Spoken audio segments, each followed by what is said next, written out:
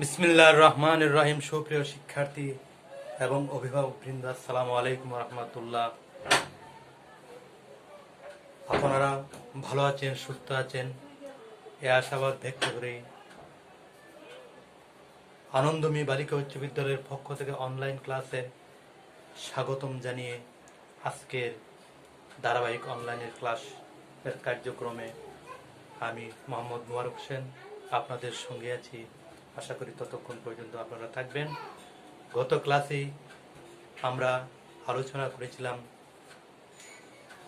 ষষ্ঠ শ্রেণীর বিষয় হলো বাংলাদেশ ও বিশ্ব পরিচয়, Bangladesh and global studies, unit 8, অষ্টম অধ্যায় বাংলাদেশ ও বাংলাদেশের নাগরিক। আলোচনার বিষয় ছিল নাগরিকত্ব লাভের পদ্ধতি। আমরা যে নাগরিকত্ব লাভের যে দুইটি পদ্ধতি আমরা জেনেছিলাম, একটি হলো জন্মনীতি অনুসারে আর একটা হলো অনুমোদন সূত্র অনুসারে। জন্মসূত্রে একটি আর অনুমোদন সূত্রে। জন্মসূত্রে আবার ওই নাগরিকত্ব অর্জনের পদ্ধতি হলো একটি হলো জন্মনীতি আর একটা হলো জন্মস্থান নীতি। যেই দেশে জন্মগ্রহণ করুক না কেন, বাংলাদেশের কোনো নাগরিকের সন্তান যদি অন্য কোনো দেশে জন্মগ্রহণ করে, অন্য যে কোনো দেশে জন্মগ্রহণ করে, জন্মনীতি অনুসারে সে বাংলাদেশের নাগরিক হবে। আর জন্মস্থান নীতি অনুসারে বাংলাদেশের কোনো নাগরিকের সন্তান যদি আমেরিকায় জন্মগ্রহণ করে, তাহলে সেই জন্মস্থান নীতি অনুসারে আমেরিকার নাগরিক হবে। সুপ্রিয় শিক্ষার্থী, অনুমোদন সূত্রে নাগরিক হলো কোনো একটি দেশে বিশেষ প্রয়োজনে সরকারি চাকরি, ব্যবসা বাণিজ্য, বিভিন্ন কার্যক্রমে অংশগ্রহণ করার জন্য, বিবাহ বন্ধন ইত্যাদি কার্যক্রমে অংশগ্রহণ করতে গিয়ে বসবাস করার জন্য মানুষ সরকারের নিকট শর্ত সাপেক্ষে আবেদনের পরিপ্রেক্ষিতে যেই নাগরিকত্ব অর্জন করে থাকেন, সেটা হলো অনুমোদন সূত্রে বা অনুমোদন সূত্র নীতি বা অনুমোদন সূত্রে নাগরিক। সুপ্রিয় শিক্ষার্থী, আমি গত ক্লাসে বলে দিয়েছিলাম যে আগামী ক্লাসে সৃজনশীল প্রশ্ন নিয়ে আমরা কি করব, আলোচনা করব। সুপ্রিয় শিক্ষার্থী, আমরা এখন একটি সৃজনশীল প্রশ্ন বোর্ডে লিখব এবং আলোচনা করব। বাংলাদেশের অধিবাসী জনাব, মনে করো বাংলাদেশের অধিবাসী জনাব করিম মেরিন সার্ভিসে কর্মরত, অর্থাৎ সিঙ্গাপুর।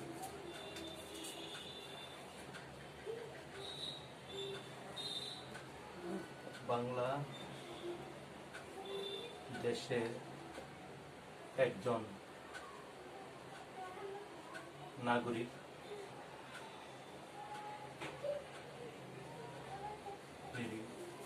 বাংলাদেশের একজন নাগরিক মিস্টার করিম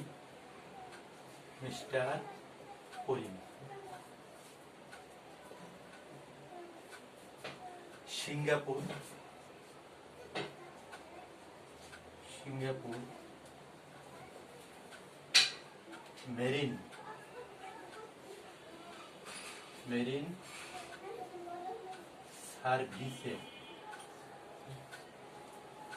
মেরিন সার্ভিসে কর্মরত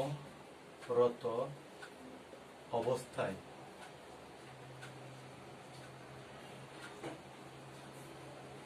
অস্ট্রেলিয়ার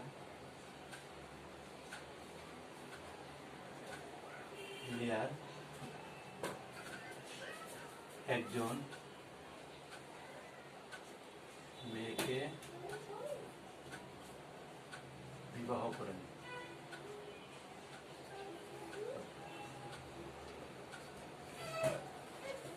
সুপ্রিয় শিক্ষার্থী, বাংলাদেশের একজন নাগরিক মিস্টার করিম সিঙ্গাপুর মেরিন সার্ভিসে কর্মরত অবস্থায় অস্ট্রেলিয়ার একজন মেয়েকে বিবাহ করেন।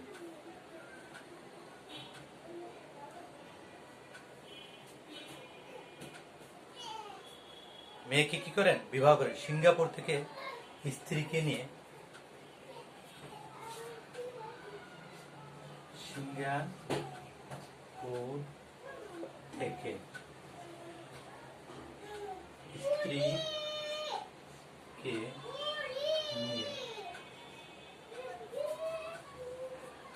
অস্ট্রেলিয়া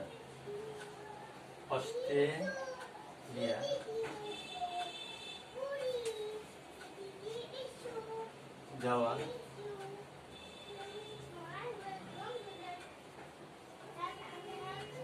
সময় আমেরিকা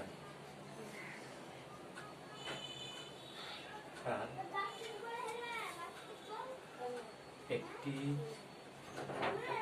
জাহাজে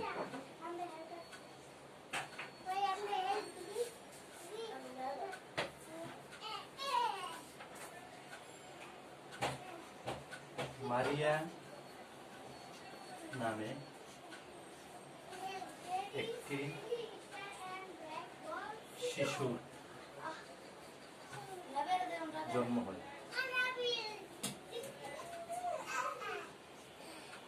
সুপ্রিয় শিক্ষার্থী, তোমরা মনোযোগ সহকারে বিষয়টা উদ্দীপকটা বুঝতে চেষ্টা করো।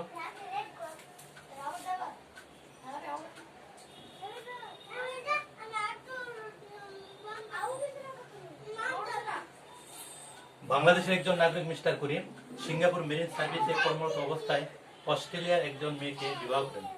সিঙ্গাপুর থেকে স্ত্রীকে নিয়ে অস্ট্রেলিয়া যাওয়ার সময় আমেরিকার একটি জাহাজে মারিয়া নামে একটি শিশু জন্ম হয়। বাংলাদেশ থেকে অস্ট্রেলিয়া পড়তে আসা সজীবের ছোট ভাই সাগর গত নির্বাচনে সেখানে ভোট দিতে পারেননি। বাংলাদেশ থেকে অস্ট্রেলিয়ায় পড়তে আসা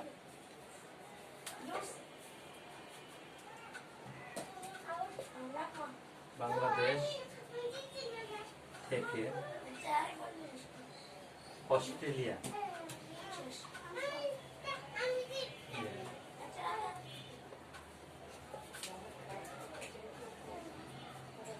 পড়তে আসায়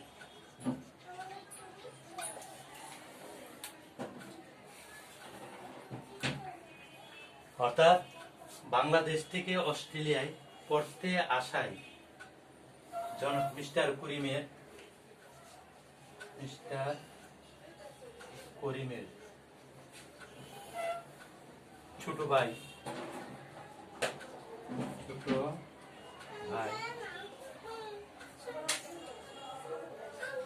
অস্ট্রেলিয়া জাতীয় নির্বাচনে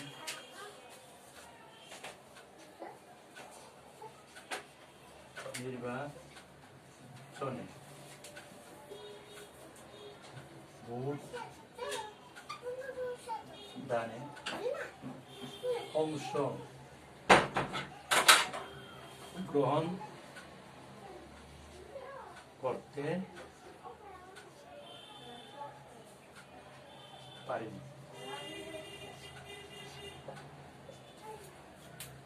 তাহলে কি দেখলাম আমরা যে বাংলাদেশের একজন নাগরিক মিস্টার করিম সিঙ্গাপুর মেরিন সার্ভিসে কর্মরত অবস্থায় অস্ট্রেলিয়া একজন মেয়েকে কি করেন? বিবাহ করেন। সিঙ্গাপুরে মেরিন সার্ভিসে কর্মরত অবস্থায় অস্ট্রেলিয়া একজন মেয়েকে বিবাহ করেন। একদিন তিনি তার স্ত্রীকে নিয়ে আমেরিকার একটি জাহাজে যখন রওনা হলেন, তখন ওই জাহাজে অর্থাৎ সিঙ্গাপুরে পৌঁছার আগেই এই আমেরিকার একটি জাহাজে একটি কন্যা সন্তান কি হলো, অর্থাৎ মারিয়া নামে একটি শিশুর জন্ম হলো। আবার মিস্টার করিমের একজন ছোট ভাই বাংলাদেশ থেকে পড়তে আসে অস্ট্রেলিয়ায়, ছোট ভাই অস্ট্রেলিয়ায় পড়তে আসায় সে অস্ট্রেলিয়ার জাতীয় নির্বাচনে ভোটদানে অংশগ্রহণ করতে পারেনি। সুপ্রিয় শিক্ষার্থী, এটা হলো উদ্দীপক। এখন আমরা প্রশ্ন লিখব, বাংলাদেশের প্রথম সরকার কখন গঠিত হয়? সুপ্রিয় শিক্ষার্থীরা, তোমরা উদ্দীপকটা আশা করি দেখতে পেরেছ। এবার আমি মুছে প্রশ্নগুলি লিখব।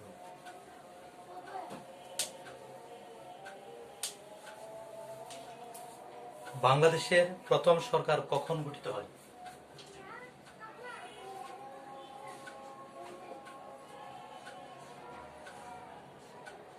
দেশের প্রথম সরকার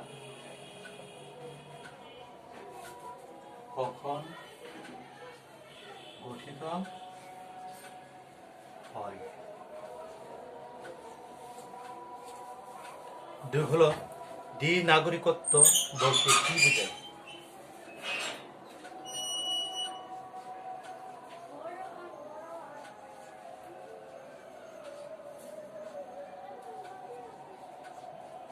বলতে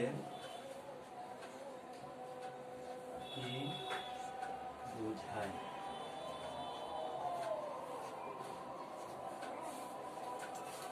দ্বি নাগরিকত্ব বলতে কি বোঝায়?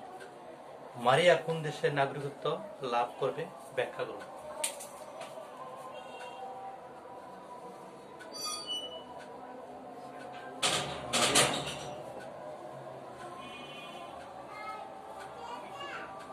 দেশের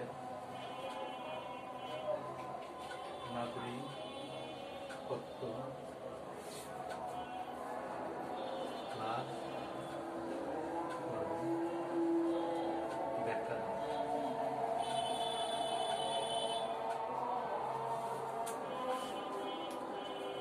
মারিয়া কোন দেশের নাগরিকত্ব লাভ করবে? ব্যাখ্যা করুন।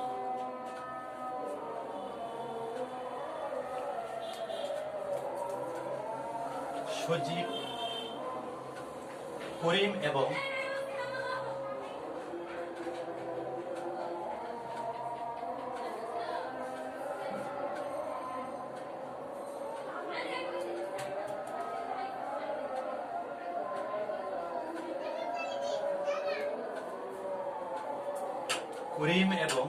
করিমের ছোট ভাইয়ের নাগরিক অধিকার ভিন্ন।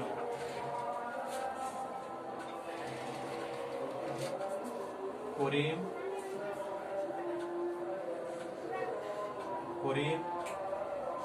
এবং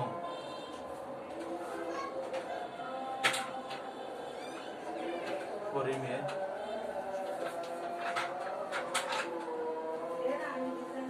নাগরিকত্ব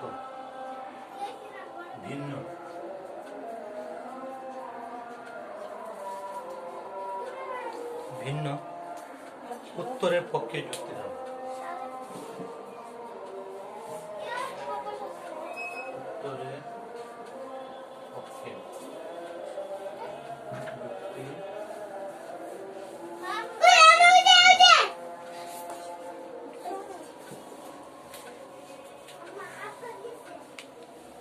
সুপ্রিয় শিক্ষার্থী, আমরা পাইলাম কি বাংলাদেশের প্রথম সরকার কখন গঠিত হয়?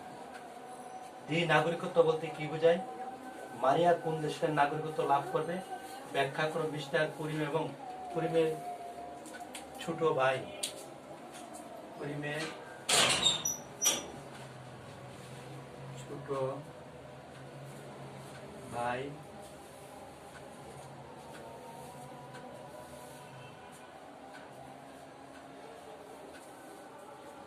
এর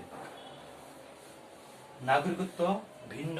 উত্তরের পক্ষে যুক্তি দাও। সুপ্রিয় শিক্ষার্থী, আমরা জানি যে বাংলাদেশ 1971 সালে কি হয়েছে? স্বাধীন হয়েছে। 1971 সালে 10 এপ্রিল গঠন করা হয় বাংলাদেশ সরকারের প্রথম অস্থায়ী সরকার। অর্থাৎ কি বাংলাদেশের প্রথম সরকার কখন গঠিত হয়?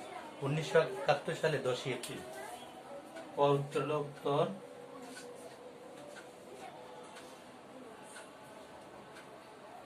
1971 সালে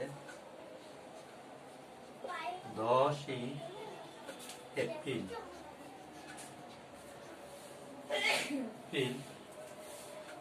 প্রথম বাংলাদেশের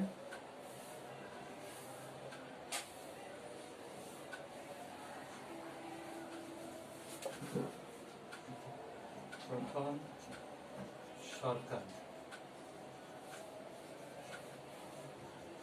গঠিত। সুপ্রিয় শিক্ষার্থী, বাংলাদেশের প্রথম সরকার কখন গঠিত হয়? 1971 সালে 10 এপ্রিল বাংলাদেশের প্রথম সরকার গঠিত হয়। সেটা ছিল অস্থায়ী সরকার, কারণ তখনও বাংলাদেশ কি পরিপূর্ণ স্বাধীন হয়নি। তারপরে আসো, দ্বি নাগরিকত্ব বলতে কি বুঝো? দ্বি নাগরিকত্ব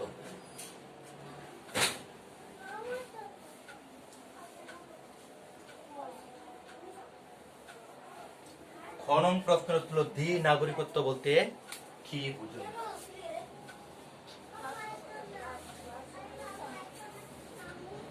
যদি কেউ বা কোনো নাগরিক দুইটি দেশের নাগরিকত্ব অর্জন করে তখন তাকে বলা হয় দ্বি নাগরিকত্ব। যদি কোনো দেশের নাগরিক দুইটি দেশের কোনো নাগরিক যদি দুইটি দেশের নাগরিকত্ব অর্জন করে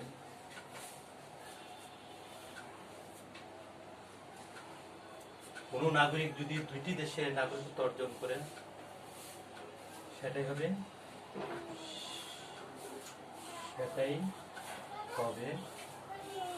দ্বি নাগরিকত্ব।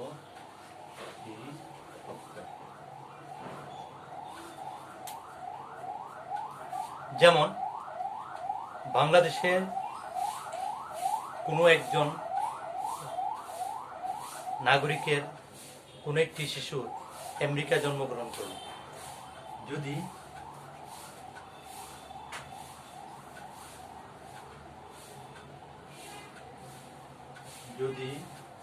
কোনো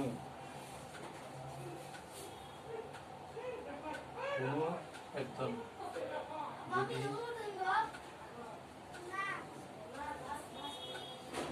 বাংলাদেশের কোনো একজন নাগরিকের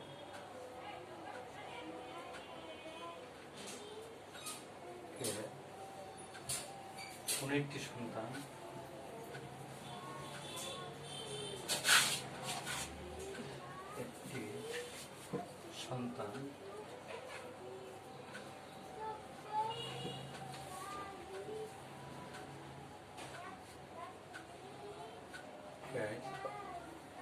জন্মগ্রহণ করে, ওই সন্তান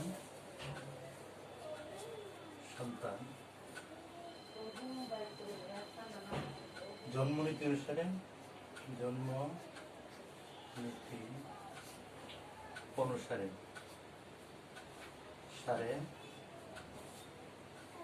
বাংলাদেশের নাগরিক এবং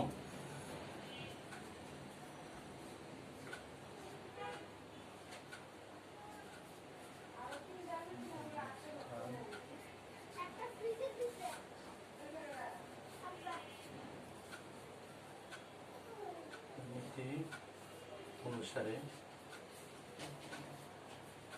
আমেরিকার নাগরিক। সুপ্রিয় শিক্ষার্থী, আশা করি এই বিষয়টা ভালোভাবে বুঝতে পেরেছ। কোনো একজন নাগরিক যদি একাধিক অর্থাৎ দুই দেশের নাগরিক হিসেবে নাগরিকত্ব অর্জন করে তাহলে এটাকে বলা হবে দ্বি নাগরিকত্ব। যেমন বাংলাদেশের কোনো একজন নাগরিকের সন্তান কোনো একটি সন্তান আমেরিকায় জন্মগ্রহণ করে তাহলে সে হবে আমেরিকার জন্মনীতি অনুসারে বাংলাদেশের নাগরিক, কারণ তার পিতামাতার নাগরিকত্ব হলো বাংলাদেশে, আর জন্মস্থান নীতি অনুসারে সে হবে আমেরিকার নাগরিক। সে যদি ইচ্ছা করে কোনো একটি দেশের নাগরিক হবে তাও পারবে, আবার যদি সে উভয় দেশের নাগরিকত্ব অর্জন করতে চায় তাহলে সেটাও পারবে। এই জন্য তাকে বলা হবে দ্বি নাগরিকত্ব অধিকারী বা দ্বি নাগরিকত্ব অর্জনের তার যে সুযোগ রয়েছে ওইটাই হলো দ্বি নাগরিকত্ব। সুপ্রিয় শিক্ষার্থী, আশা করি তোমরা ভালোভাবে বুঝতে পেরেছ। পরবর্তী প্রশ্নগুলোর উত্তর পরবর্তী ক্লাসে দেওয়ার জন্য চেষ্টা করব। তোমরা সবাই অংশগ্রহণ করবে এই আশাবাদ ব্যক্ত করে আজকের মতো এখানে শেষ করছি। খুদা হাফেজ। আসসালামু আলাইকুম ওয়া রাহমাতুল্লাহ।